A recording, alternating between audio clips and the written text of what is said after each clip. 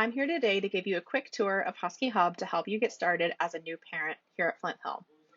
To log into Husky Hub, you have two options. You can scroll to the bottom of the website and click on Husky Hub Login here, or you can add /app to the end of our URL, and that will take you directly to the Husky Hub login screen to get started.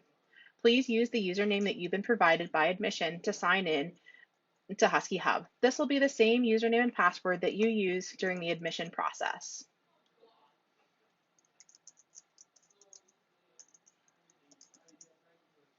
Once you've signed in, as a parent, you will automatically land on the resource board. We'll come back here in just a moment, but first let me give you a few more informational tidbits about Husky Hub. On the far left of the navigation panel, if you have one child enrolled, you'll see the child's name. If you have more than one child, it will list children and the number. You can click on a specific child's name to see more information about that child. During an active school year, you'll see things such as their classes, their advisory, activity groups, and athletic groups that they are members of. Under News, the most important information you can get here is under Scoreboard. This is where you can see the latest information about our middle school and upper school athletic teams and the scores from their most recent games. Calendar is a really important place to stop. Off on the left-hand panel, you're going to see different places that you're able to toggle on and off different calendars. For each of your children, you will have the ability to view their schedule and their games and practices regarding any sports or teams that they're involved in. If you scroll to the very bottom under school calendars, you'll see that we have four main school calendars: the all-school calendar, school athletics, college admission, and fine arts calendar. School athletics and fine arts both have the ability to allow you to make the decisions about which things you'll see on your calendar. For college admission as well as all school, they're either completely on or completely off. If you're not interested in seeing athletics, simply click on the color to the left and that will turn off that calendar from your view.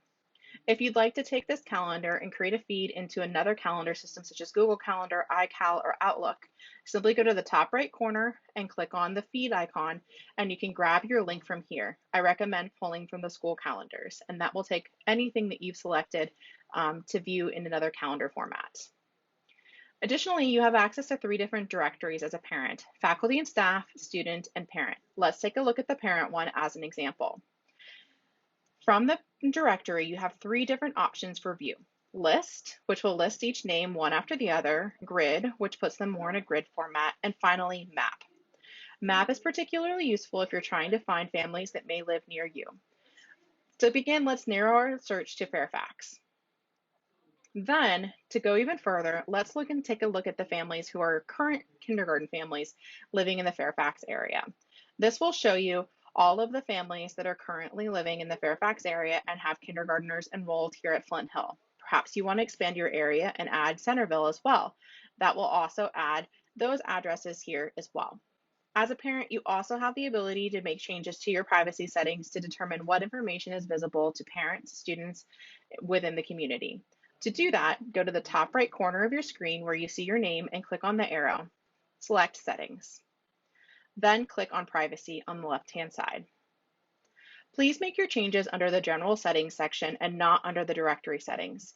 If you make changes under Directory Settings, that may impede the ability of all teachers and faculty and staff to see the information that you've made hidden.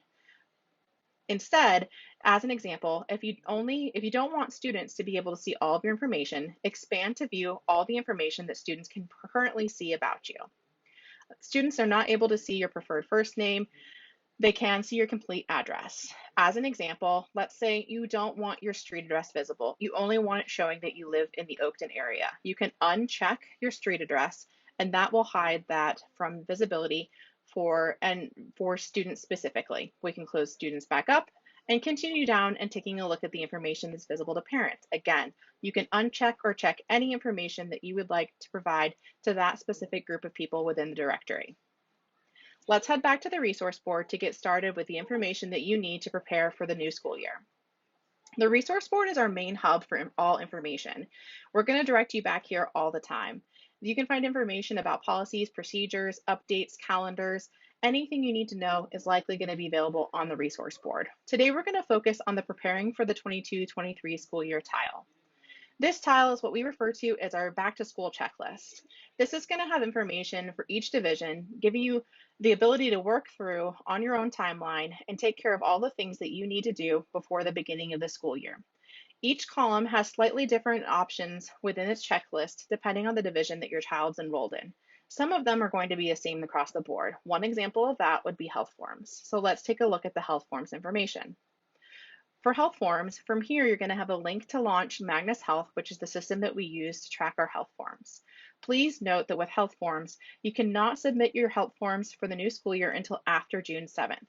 That's after the end of the current school year. You can make doctor's appointments anytime after May 1 to complete the paperwork, but it cannot be uploaded and submitted until after June 7th. So please make a note of that and come back here when you're ready to submit those health forms. Taking us back to the resource board, going back into that preparing tile, make sure to review your dress guidelines for our lower school students. That way you can go ahead and order your uniforms over the summer. And for middle and upper school, you can make sure you have the appropriate items that those students will need. For new families in middle school and our rising returning seventh graders, as well as new families in the upper school, make sure to make a MacBook Air appointment to pick up your device before the beginning of the school year. You'll notice that some of the items are not currently linked and tell you that they'll be coming later this summer or coming in a specific date or range of dates. This information will be added throughout the summer, so make sure to check back as that information continues to become available.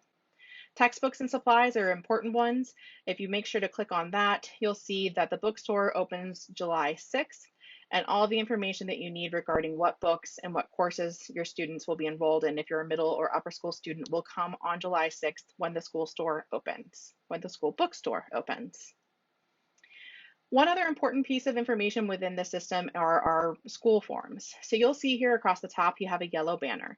While you have active school forms that have not been submitted, this yellow banner will be available across the top of your screen. You have two ways to review the school forms. You can click on your checklist, which will take you to the information for each child, or show you the outstanding items you have for a specific checklist. Or, going back to the resource board, you can click on where it says 15 forms to review. When you're ready, you can click on a form by clicking Review. Many of the forms will already have the information about your student preloaded, and it's simply a form that you need to read and acknowledge a policy. In this case, this is just a policy acknowledgement, and you can go ahead and acknowledge the policy and sign the form. On other forms, such as our emergency contacts form, let me go back to forms really quickly. Emergency contacts form. This is one where you're going to have to input the information yourself. On our emergency contacts form, we're asking you to add at least 2 emergency contacts beyond the parents of the child in case of an emergency and when you cannot be reached. Please include their first name, last name, the relationship, as well as their phone numbers. All this information will be loaded onto the profile for your child. Throughout the summer, if you have questions about school forms or any of the to-dos on your preparing for the new year tile, reach out to your admission team or divisional offices. Thank you.